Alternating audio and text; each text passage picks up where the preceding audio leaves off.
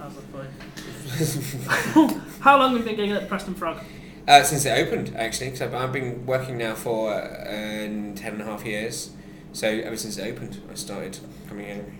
And what's been your favourite gig at the Preston Frog? Do you know what? There was a period I used to do the Beat the Frog on a Wednesday quite frequently, and it was when the students were coming in, and it was just lovely. I haven't done it for a little while actually, but I had this. It just developed this really lovely following, really lovely atmosphere. People kind of knew each other, and there were people in the audience that I knew, and that I could actually kind of it developed this kind of core audience who came back and back and back, and it was just really delightful.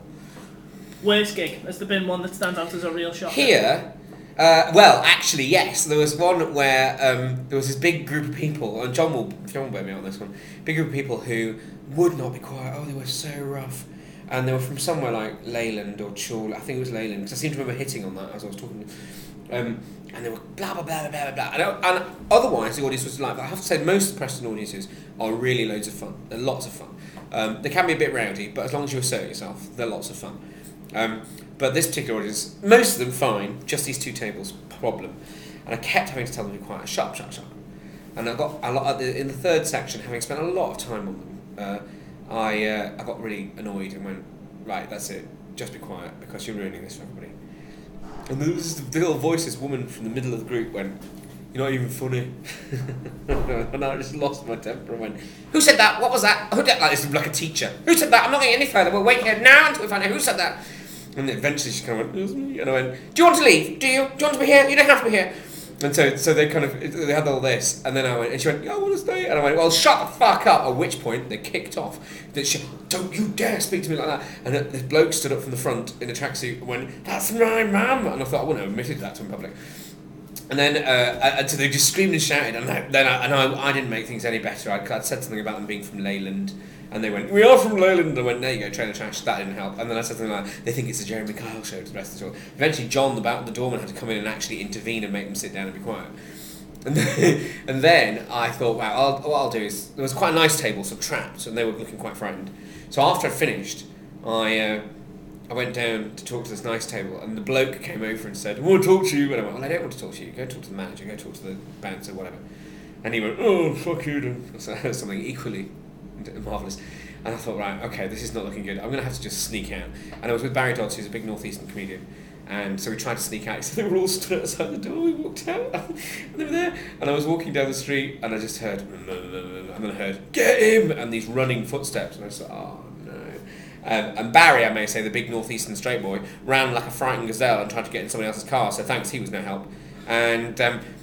And behind me, these voices going, this bloke, it was clearly the same guy going, "Oi, odd job, that's what he called me, odd job." And I thought, I can't react, it's very funny, but I can't react. So I didn't react. And of course, I think he thought, oh, I've not made it specific enough. So then he went, "Oi, Pecky, odd job," as opposed to all the others. Just brilliant. At which point, I think John caught him. So I think that's the worst I've had. But actually, John was fantastic at the door, and he was great. You mentioned the Preston Frog audiences. Are they a lot of? You said they're a lot of fun. They are usually. Did you get any heckles? Or have there been any good ones? Well, now you put me on the spot. I can't specifically remember any really good actual ones. They do. They like to join in. I would get the impression that you basically have to go on stage and assert yourself in Preston. They like to know that you know what you're doing, and they like to know that you're in charge. And you can't kind of amble up and kind of go, "Hello." You have to kind of go, "Right, this is my show. Let's get going." And then they're all right. I think they would. They can be.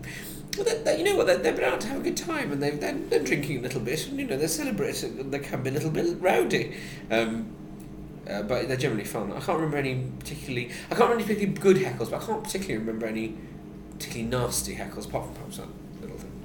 What keeps you coming back to the Frog? The money. I'm kidding. I'm really kidding. It's certainly not Preston. No, it's nice. It's just it is. I mean, it is very local for me. It's very easy to get to, so that's part of it. But it's jolly. It's a nice weekend gig. It's not. I'm never sorry to see Preston Frog in the diary on the weekend. Now, would you say you're the driving force that gets Sarah Millican here, or No, is it not at all. are you what the fans are coming for, not Sarah? Not at all. No, Sarah has entirely set those gigs up herself because she needs to generate an opportunity to try out new stuff. Because she's continuing. I mean, she works so hard to make sure that her television program is of the highest quality, that her tour is of the highest quality, and things like if she's doing DVDs or she's doing television programs, or she's doing other people's programs, and she tries to make sure. And I really respect her for this because, as she says, she's now got people who will buy anything with her name on it. So they'll go and buy her DVD, they'll go and see her tour, they'll go to watch her television programs, and what she doesn't want to do is is to go and give them the same thing over and over again. So she tries to write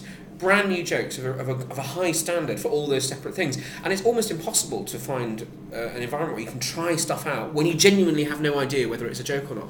And so she's set up these. There's a whole series of them. We go to all kinds of places. Although Preston and Manchester Frog are two of the main ones we go to try out this new material stuff. And I'm very lucky because she and I think worked very well together in terms of what we do on stage. And she likes how I set up the room for her. So that's easy, so that's good. But she has other people. I'll try that again. She has had other people hosting. Are you the real draw though? Is that? No, not at all. No. And actually, it's really nice for me because she can now fill this room with like a couple of hours on Twitter. She'll say, "Got some tickets available at Preston Frog." 2 hours later, they've gone. And then people then come who would never come to see me, and they go away going, "Oh, we really liked you. We enjoyed that." And I get messages on Twitter from her people saying, "You were great as well. We came for her, but we enjoyed you too." So that's nice.